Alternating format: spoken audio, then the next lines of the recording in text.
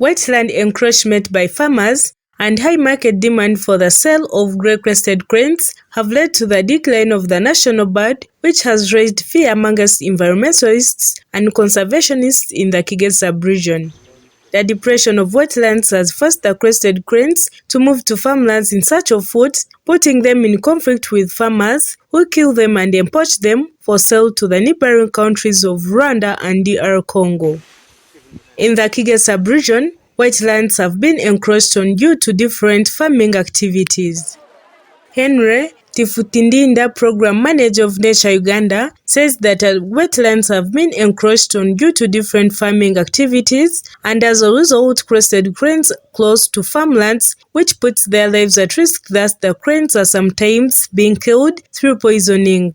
He adds that sometimes the crested cranes, chicks and eggs are stolen, which greatly affects their population. He also says that in 1980, the population of cranes was over 100,000 cranes in the Kigezi subregion, but currently the population is at 10,000 to 20,000, which is worrying. He adds that they are worried about the extent to which the population of the crested cranes is declining. We are worried about the loss, the extent at which the population of the cranes are dwindling. Like I said, we have lost over 80,000 in 20 years. Meaning that in another 20 years, actually we may find even we have less than 1,000. Unless we take a serious decision to protect them.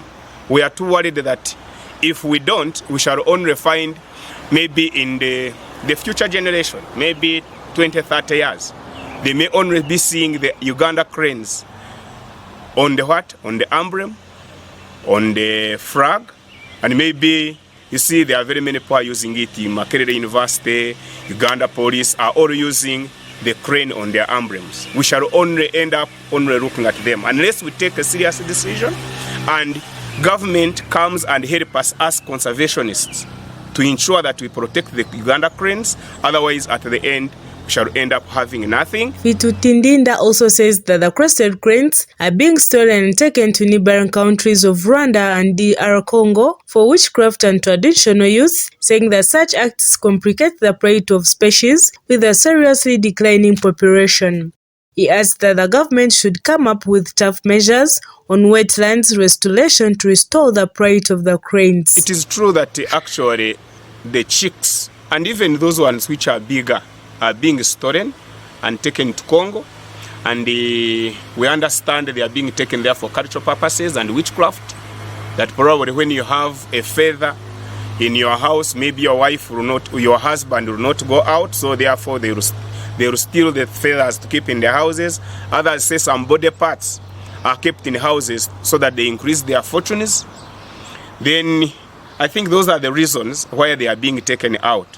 We need to establish the truth. I understand that also they are going to Rwanda, and we have participated in impounding some of these cranes being taken out, and then we have managed to hand over them back to Ua, which actually takes them back to their habitat. Jen Amumpile, Natural Resources Officer in Rwanda District, says that currently the rate at which the wetlands are encroached on sites at 97%, with only 3% to face total degradation, which is being attributed to increasing population and degradation of the catchment areas, adding that with a high demand for food, which forces them to do farming in the wetlands.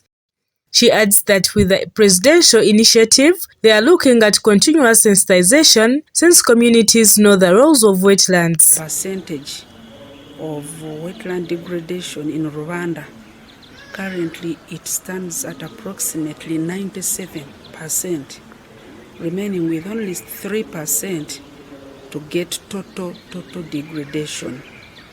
And of course we attribute this to increasing population. We attribute it to degradation of the catchment areas, and of course with the high demand for food, people do try to get food from the wetland areas to sustain themselves and to get food for their households. Presidential initiative, we are looking at continuous sensitization. The communities know that the wetlands have vital ecosystem services.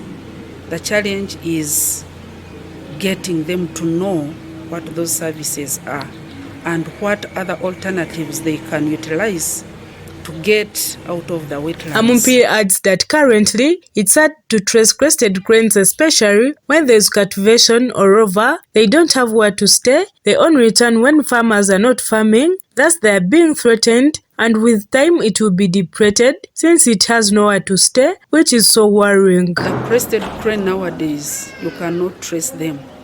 When there is cultivation all over, they don't have where to stay.